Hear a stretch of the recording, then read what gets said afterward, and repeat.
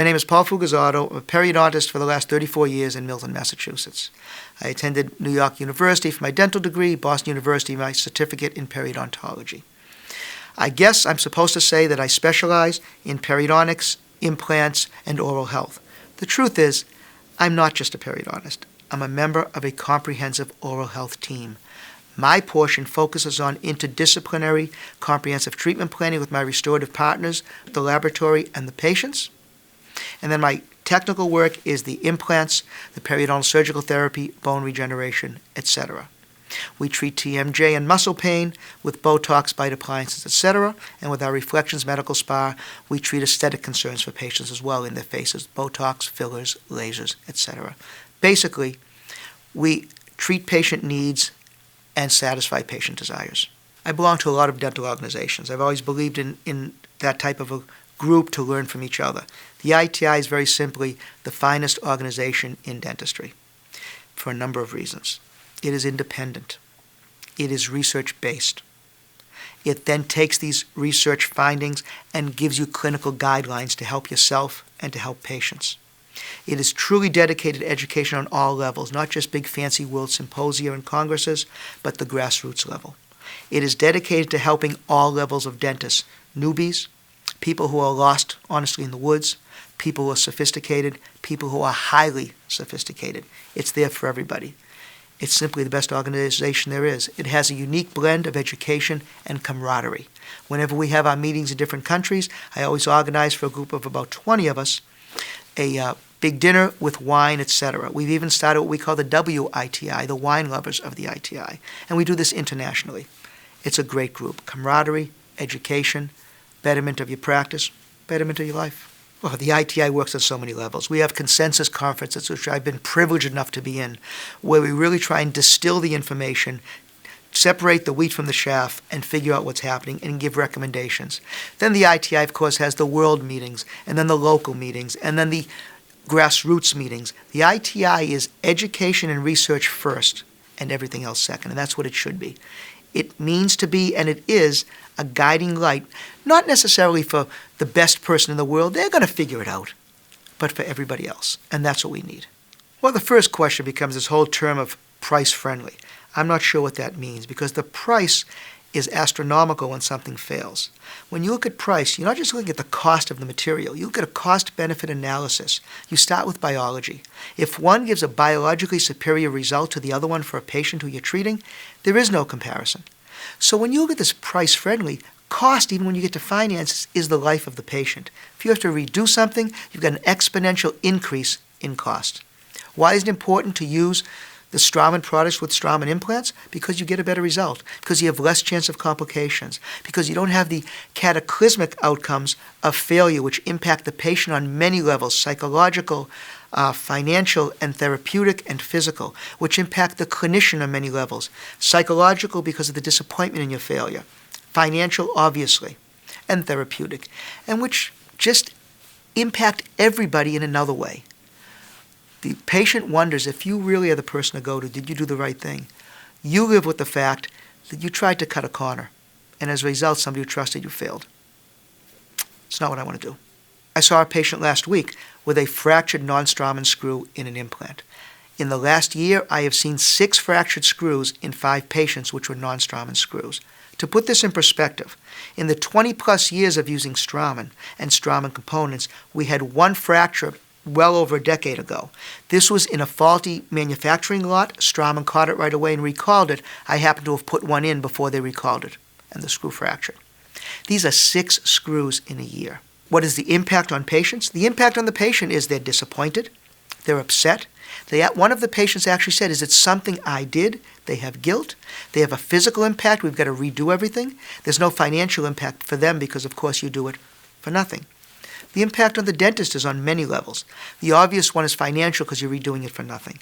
The less than obvious one is damaging the bond between yourself and the patient. And if you're a specialist, you may be damaging the bond between yourself and your referring doctor. Then you've got the other problem, again, having to live with something you didn't expect. The problem is that you don't always know it's happening. 4 of these screws I've encountered, the laboratory didn't tell the dentist that they were doing this, and they have to live with it now. What differentiates me, people say, oh, what would you do in your mother's mouth? Maybe you don't like your mother. It's what would you do in your mouth? And this is what I would do in my mouth. It differentiates me because the dentists I work with can count on me, just like I can count on them. The dentists I work with are amazingly high-quality people, and none of us cut corners at all, and we know that with each other. That's the differentiation. You do the right thing, and things work out well. The failure rate of an implant done correctly in the right amount of bone in a properly treatment planned case should be less than 1% after 10 years. And I can say that after placing probably 23 or 24,000 implants. Not in the same patient. The steps you take begin long before that.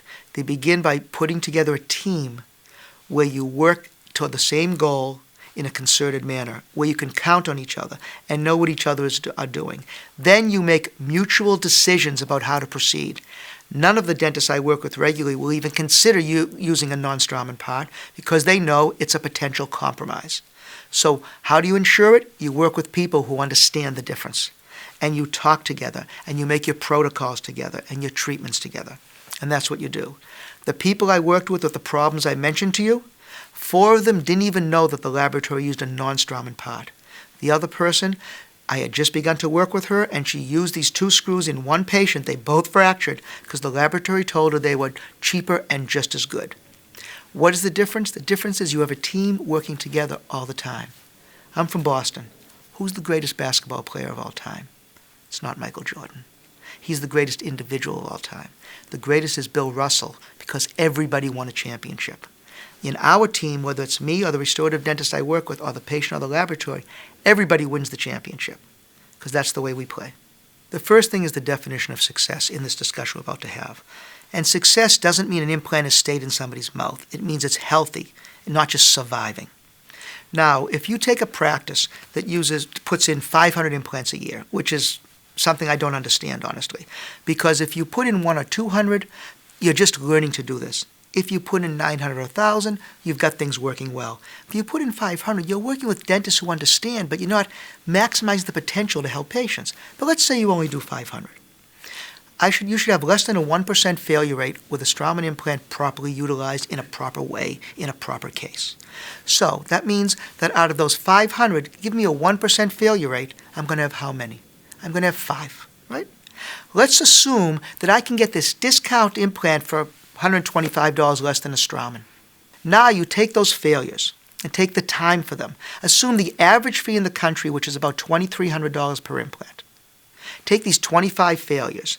You waste an average of 1 hour and 50 minutes on each failure. You book an hour for the surgery. Now it's failed. You've got to have at least 20 minutes to talk to the patient about why it failed. You've got to redo the implant, that's another hour. Then you've got 3 follow-up visits, hour and 50 minutes.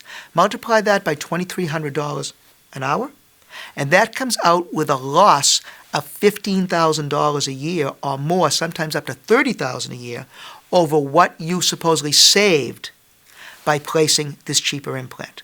And that's the immediate loss. Now you're the specialist who placed this implant. You lose the patient confidence, and you may lose the referring dentist.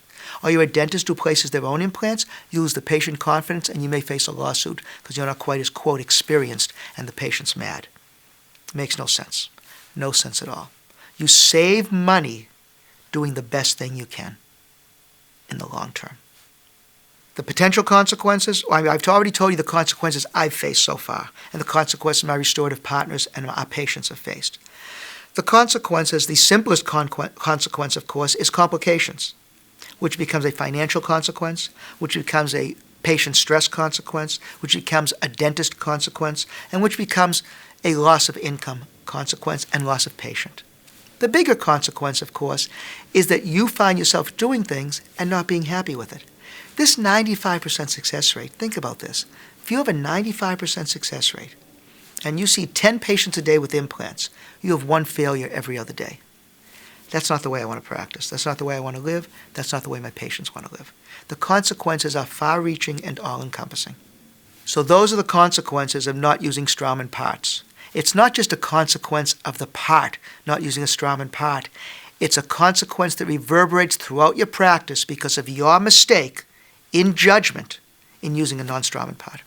I place the implants, so that's pretty easy. They come in a Straumann box. But you get labels with all the parts to know it's an original Straumann component. That's an important question, because some of these laboratories do a bait and switch. They send you an envelope, and it says in small letters, compatible with, and then in large letters it says Straumann implants.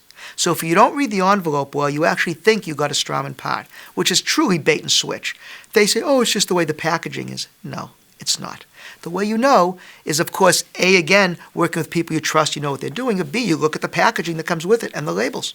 The best way to sum up this discussion is to remember one overarching fact when we practice clinical dentistry. Every day, an amazing thing happens to you. An amazing thing.